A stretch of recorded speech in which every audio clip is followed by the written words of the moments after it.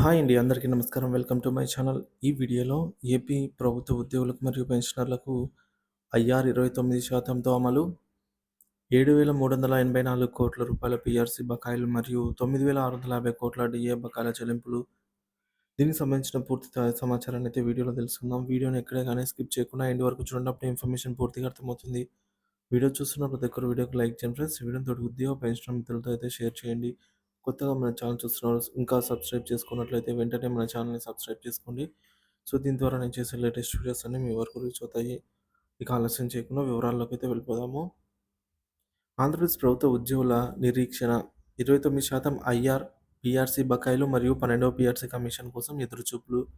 ఆంధ్రప్రదేశ్ రాష్ట్ర ప్రభుత్వ ఉద్యోగులు తమ న్యాయమైన హక్కుల కోసం ఎదురుచూస్తున్నారు. ముఖ్యంగా 29% మధ్యంతర భృతి, రూ. 7,384,00,00,000 పీఆర్సీ బకాయిలు మరియు రూ. 9,650,00,00,000 డీఏ బకాయిలు చెల్లింపుల కోసం ఉద్యోగులు ఆశగా ఎదురుచూస్తున్న తరుణంలో వీటితో పాటుగా 12వ పీఆర్సీ కమిషన్‌ను కూడా వెంటనే నియమించాలని, తద్వారా ఉద్యోగులకు రావాల్సినటువంటి బకాయిలు విడుదల చేయాలని ఉద్యోగ సంఘాలు ప్రభుత్వాన్ని కోరుతున్నాయి. 12వ పీఆర్సీ కమిషన్ వెంటనే ప్రకటించి ఉద్యోగ, ఉపాధ్యాయుల ఆర్థిక బకాయిలను విడుదల చేయాలని ఉద్యోగ సంఘాలు డిమాండ్ చేస్తున్నాయి. 12వ పీఆర్సీ అమల్లోకొస్తే ఉద్యోగుల జీతాలు భారీగా పెరుగుతాయని, మంచి ఫిట్‌మెంట్‌తో న్యాయమైన వేతనాలు అందుతాయనైతే ఉద్యోగులు ఆశిస్తున్నారు.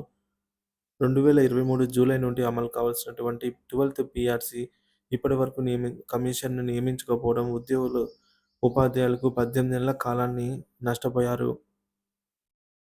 గత పీఆర్సీ 11వ పీఆర్సీకి సంబంధించి బకాయిలు రూ. 7,384,00,00,000 ఇంకా ఉద్యోగులు చెల్లించాల్సి ఉంది. అలాగే డీఏ బకాయిలు సుమారుగా రూ. 9,650,00,00,000 చెల్లించాల్సి ఉంది. వీటితో పాటు ఉద్యోగుల సరెండర్ లీవ్ కింద రూ. 2,250,00,00,000, సీపీఎస్ ఉద్యోగుల బకాయిలు రూ. 2,500,00,000, ఏపీజీఎల్ఐ కింద రూ. 950,00,00,000 ఇలా మొత్తం పెండింగ్ బకాయిలను చెల్లించాలని ఉద్యోగులు ప్రభుత్వాన్ని కోరుతున్నారు. తక్షణమే 12వ పీఆర్సీ కమిషన్‌ను నియమించడంతో పాటు పాత పెన్షన్ విధానాన్ని ఓపీఎస్ అమలు చేయాలని ఉద్యోగ సంఘాలు డిమాండ్ చేస్తున్నాయి. ఈలోగా 29% ఐఆర్‌ను ప్రకటించాలని విజ్ఞప్తి చేస్తున్నారు. ఉద్యోగులు మరియు పెన్షనర్ల బకాయిలు క్లియర్ చేస్తే ఒక్కొక్క ఉద్యోగికి వారి బేసిక్ పే అనుగుణంగా దాదాపుగా 3-4 లక్షల వరకు పెండింగ్ బకాయిలు జమ అవుతాయి. కాబట్టి ప్రభుత్వం తక్షణమే స్పందించి చర్యలు తీసుకోవాలని ఉద్యోగులు కోరుతున్నారు.